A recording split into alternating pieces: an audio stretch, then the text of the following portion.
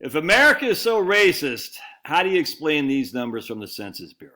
And the answer, of course, is you can't, unless you're just you want America to be racist. There's no other way around it. It's kind of like this meme I got from the Democrat. Check this out. Here's the Democrats. That lady's saying, "Don't you die on me, you bastard! We still need you." And she's trying to revitalize racism. With that said, though, this is a funny meme. Check this out. We got Hulk Hogan helping that black people change the batteries. Change the batteries in the freaking fire alarm thing. Oh my goodness. Look, he's just smiling. He's like, "I'll help you." They're all, "Thank you, Black Hulk Hogan." Oh, that is so funny. I showed that to my wife and she didn't get it. I said, "Okay, you're not following the meme?" Oh my goodness. But the fire alarm, the battery.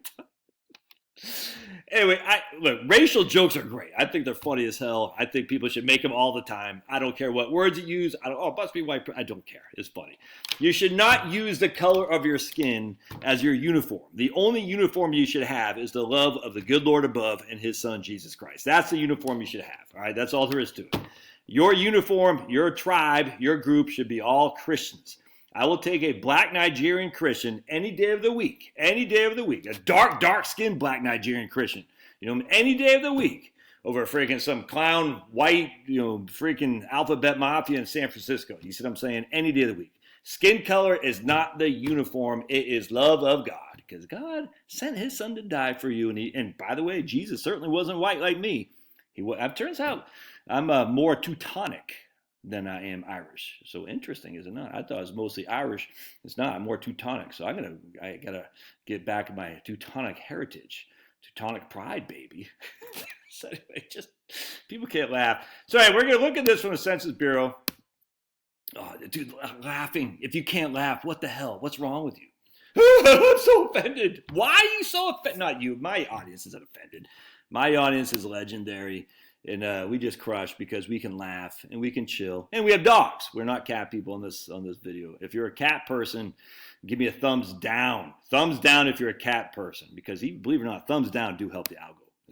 Unless you get more thumbs down, you do thumbs up. All right, so the Census Bureau in 2023 dollars. All right, so these dollars are adjusted for inflation, just as an FYI for all you. And you can see in 2023, the 14.4% of all households in the U.S. had over $200,000 of income in 2023. 14.4% of all households had over $200,000 of income. All right, it's about a little bit more than an eighth. Not too shabby. In 2002, only 8% of all U.S. households had over $200,000 in income, measured in 2023 dollars. Oh, I thought I heard something. All right. Keep in mind. Now, the median income is right here. Median is $80,000 in 2023, and then the median in 2002 is $68,000. So that means the median household income, all right, went up by about, I think I had 0.73%. All right, 0.73% net of inflation, because we're measuring this in 2023 dollars. I had some clown today or a couple days ago said, if anyone is using inflation and not comparing nominal inflation versus real inflation, doesn't know what they're talking about. I said, dude, oh my goodness. Nominal is not taking inflation in consideration.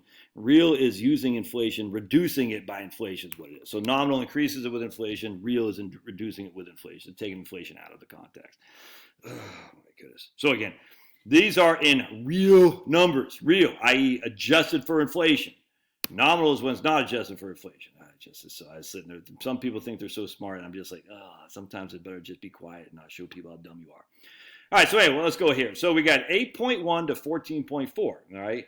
What we're going to do is we're going to come down here to whites alone. You're going to see, as of the end of 2023, 14.9% of white households were making over $200,000. Not too shabby. Whereas at the end of 2002, 8.7 was a pretty significant jump, all right? But we're just going to, we're going to keep going here. And black alone right here, black alone, 7.3% of black households in 2023 were making over $200,000. In 2002 is 3.3. Interesting. So let's check this out, shall we? I'm going to show you what I'm looking at here. As a percentage increase, whites only increased by 0.79%, or 0.71% over those 23 years. Blacks increased by 121%.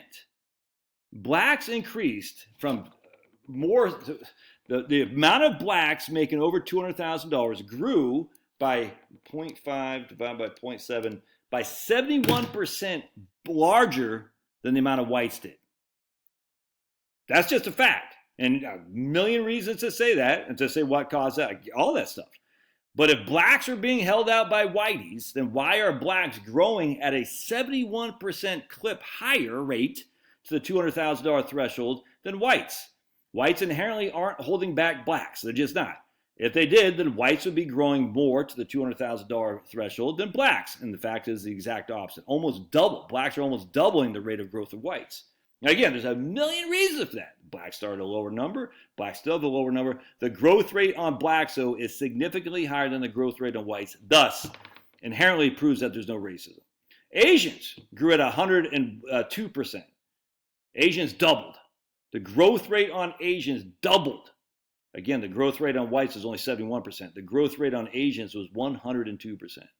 American Indians more than doubled. The growth rate for American Indians more than doubled. The growth rate for whites was about a third of that, about 2/3 of that. Two or more races, 120%. And finally, Hispanics, 118%. The growth rate of blacks to grow into the $200,000 threshold in 2023 numbers was the largest in any other racial group there is in terms of the growth rate. An interesting thing, you want to check some out, watch this. This is crazy. So now, I'm going to show you here, watch this, Asians.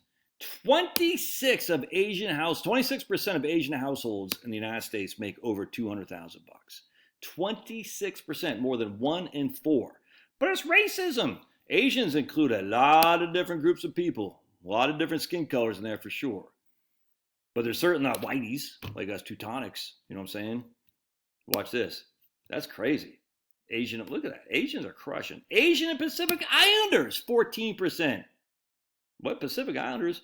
American Indians, or Native alone and carbon, 8.4% are making over $200,000 bucks. Look at that. American Indian and Alaska Native, 4.2%. Two or more races, 12.5%, are making over $200,000 bucks. Where 20 years ago, it's 5.8. Hispanics, 8.3. I mean, look at that. So we got the number of people making over $200,000 now, the households, you can see right here. Whites are still number one. Two or more races are creeping up on us, whiteys. American Indians are creeping up on us. American Indians, Hispanics. And if we went on the same trajectory as that, whites would be the third largest and we're not going to. I mean, it's not going to go on the same trajectory as the kind of rate over the next 23 years as we had over the last 23 years. In that case, then 60% of all Asian households would be making over $200,000 in 2023 numbers. We're not going to do that. But look at that. Stop with the racist stuff. I hate it. I'll take it. I think I already said this, but any day of the week, I'll take a dark black a Nigerian Christian over some freaking hippie punk in San Francisco who's white. Any day of the week. Give me your freaking Christians. Give me your Christians. And I will give you our freaking atheist city dwellers. You know what I'm saying? Any day of the week. Do you know that a bunch of Christians were murdered in Africa and no one said a doggone thing? But yet we're so worried about Gaza and Palestine and Israel. I'm like, where is the Christians here? Why are the Christians so focused on that while Christians are being murdered everywhere else? And it's just a Schofield crap, you know what I'm saying? What they call dispensation. I don't even know what's called. You guys will know. It's dispensationalism or something like that. The fraud that was imparted on the Christianity in the late 19th century is crazy. Well, if anything happens in Israel, we got to, but if anything happens anywhere else, crazy, man. I can't stand it. All right. Love your thoughts. God bless. Actually, let me just check one other thing out. This chart gives us more like 150 to 199,000. So let's just see what us whiteys have done here. I haven't looked at this yet. 10.1% of whites now make between 150 and 199. In 2002, it was 8.6, so not a very big increase at all. Let's see, blacks alone right here, right there. 5.5% of blacks make between 150 and 199, and 2002 is 4.4, so a bigger increase. That's about 25% increase right there. And whites weren't anywhere near that. Let's look at what's the Asians right here. Almost 12% of Asians make between 150 and 199. And back then it was 11%. So they haven't had the same growth rate in 150 and 199 as we had. Yeah, it looks like, well, that only goes right here. Let's see. It's 6.1% for American Indian and Alaska alone is 5.7. So not the same growth rate as the 150 to 199. But for the 200,000 and more, the growth rate for everybody else is significantly higher than the whites.